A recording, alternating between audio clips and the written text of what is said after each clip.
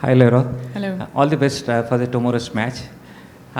You have come through a very lead patch in the initial group stage of this match, where even against England also all out for 69, 97 against Australia.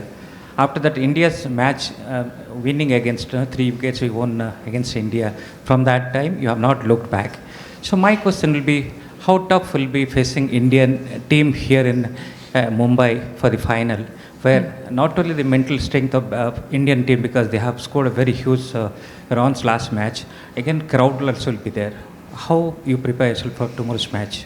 Yeah, it's going to be a very tough game. I think, with the whole crowd behind India, probably a sold-out stadium, it's going to be a very exciting opportunity. But at the same time, I think it puts a lot of pressure on them as well. They have the whole country behind them and are sort of expected to win, I guess. So, yeah, I think it sort of plays in our favour, hopefully. We're very excited for the game. They're a very good side. We're going to have to play some really good cricket to beat them, but we're really excited for the opportunity. Laura, each of the last 3 World Cup contests against India, you've emerged on the winning side. How much of a factor is that going to be tomorrow? Yeah, we're trying not to think too much about the past at all. I think, like I said before, every cricket game starts at 0. We can't sort of bring any of our history into this game, whether it be finals that we've lost or games that we've won against India. We're just really trying to erase all of that stuff and start completely afresh in this game. I think there's big pressure on both teams to perform, and I think whoever stays the calmest under that pressure is going to most likely come out on top tomorrow. South Africa defeated India in the league stage, and you can always take inspiration from that match. But we have also seen, Australia defeated India in the league stage, but India were a different side in the semi-finals. So what kind of contest you expect in the final, and any lessons that you have taken from your previous meetings? I think knockout cricket is completely different to league cricket. I think, like we've seen, I think people are able to do some very special things in knockout games, like we saw from Jamie the other night. So I think, starts totally afresh. I don't think we're going to be looking into our group game against them. We know we have to play some really good cricket. They're a really strong side and have just come off of a really good game as well, so they'll be high on confidence. We'll just have to play some good cricket, stick to our basics, stick to what we've been doing well throughout the tournament. Hi Laura, coming to this ground where you have not played a single match this World Cup yet, what do you think will be the biggest challenge to quickly assess the conditions, apart from the crowd factor? Because conditions might be batting friendly, and you had said in Wolvaardt that might be good for you, but it's a headache for you while setting the field. Yeah, I enjoy it as a batter, but not so much as a captain, the super flat wickets. But yeah, like you said, obviously it's going to be a really big crowd, probably the biggest crowd that a lot of our girls have played in front of. A lot of eyeballs on the game, a lot of added pressure. And probably pretty batting friendly, so it might be pretty high scoring, which is why I think if we're just able to stay really calm, it'll be really important. It may feel like there's a lot happening tomorrow, with boundaries and the crowd and the noise, but I think we just need to stay as grounded as possible and as focused as we can on the moment and what we need to do. Laura, hi. This stadium will be, tomorrow sea of blue with all the Indian supporters there, 90% or maybe even more. How do you plan to silence the crowd? Hopefully we win. I guess that will silence them.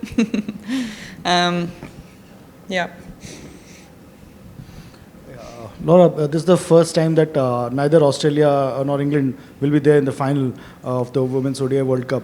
So does that mark a shift in sort of, powers of the game in women's cricket? And how good is it for the health of the sport that you see India and South Africa contesting this match? Definitely very good for the health of the sport. I think it's very exciting that we have a potential new champion of the World Cup. I think it just shows how much the women's game is developing and how different countries are being able to use new resources and develop really good quality cricketers.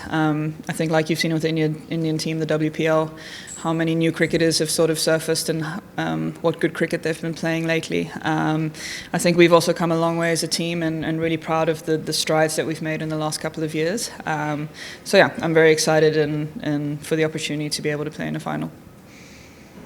Hi Laura, congratulations on reaching yet another final.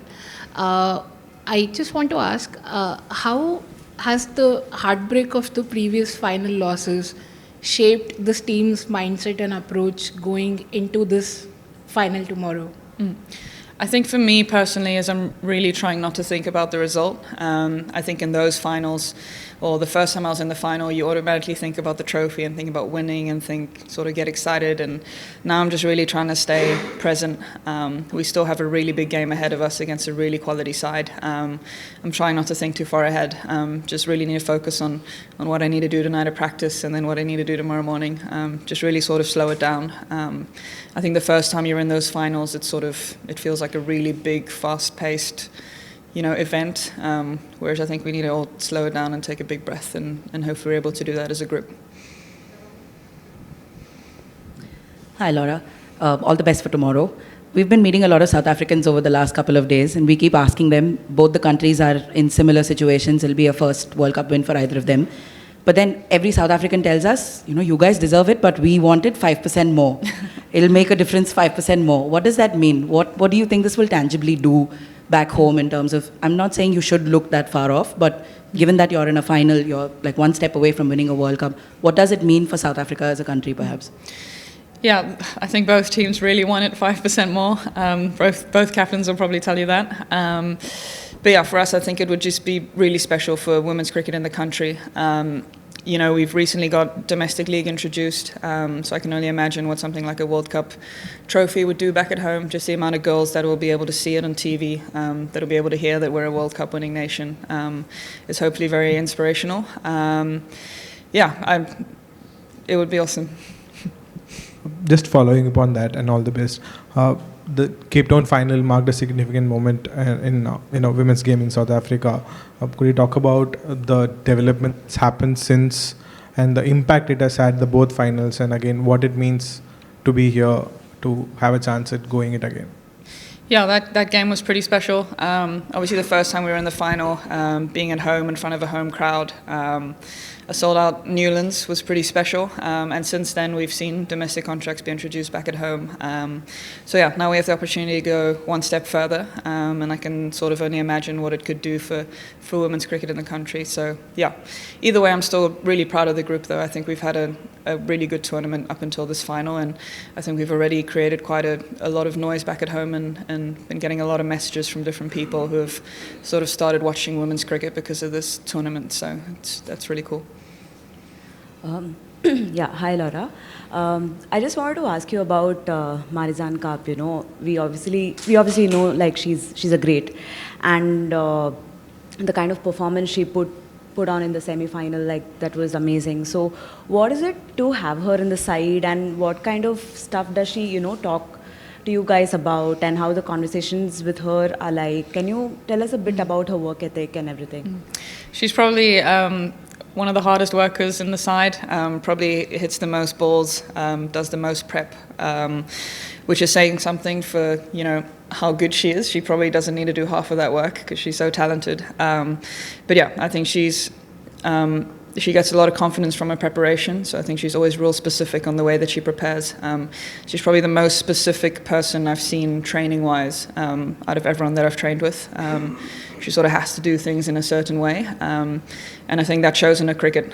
She's been one of the best in the world for a very long time. I think just because she's so consistent and doesn't ever, slip up on her prep. She's two players in one. I think she could probably play for any side in the world as a batter or as just a bowler. So we're very lucky to have her. And then experience-wise, she obviously has all the knowledge in the world cricket-wise, so she's able to share that in the dressing room. So yeah, we're very fortunate to have her.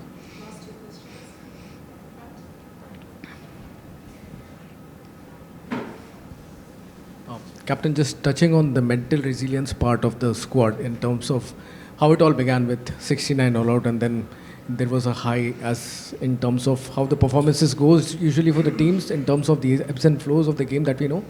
But then 69 and then 97, how much of digging deep you had to do as in to put out those tough sessions, not just out in the practice sessions, but inside the rooms where no camera is watching, nobody is watching, having those sort of conversations. What was the role? How much of the imprint of your head coach that he has had on your campaign, if you can talk about that? Yeah, I think those games were definitely more of a mental switch, or coming back from those games, a mental switch than it's something we've done in training. I think, we don't just lose our skill or gain our skill overnight. It's definitely just a couple of games that we had to put behind us, and we were able to bounce back really well from those two games on both occasions. I think Manla's been awesome with that, just really taking the positives and taking the learnings out of those games, while at the same time not sort of dwelling on 69 all out. I think if we focused too much on that, and it wouldn't have been a good campaign for us. So I think we took the learnings, put it behind us, and just really focused on the next game and what we needed to do well. Hi, Laura. Just one question from back home. We know you're not someone for the big Coach Carter speeches in the dressing room, but what is the one thing you'd say to your team ahead of probably the biggest game of their lives, facing hosts India in front of more than 1 billion people? Yeah, Manla normally does the really inspirational stuff, the you're carrying your country type of thing. And then I think I just come in with a little stay calm, girls, at the end. I think it'll be super important for us to just stay as present as we can tomorrow.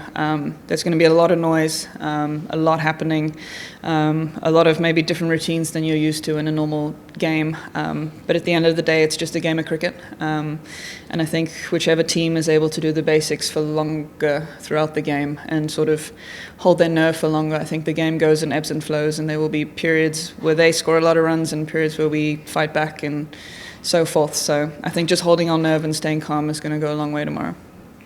Thank you so much.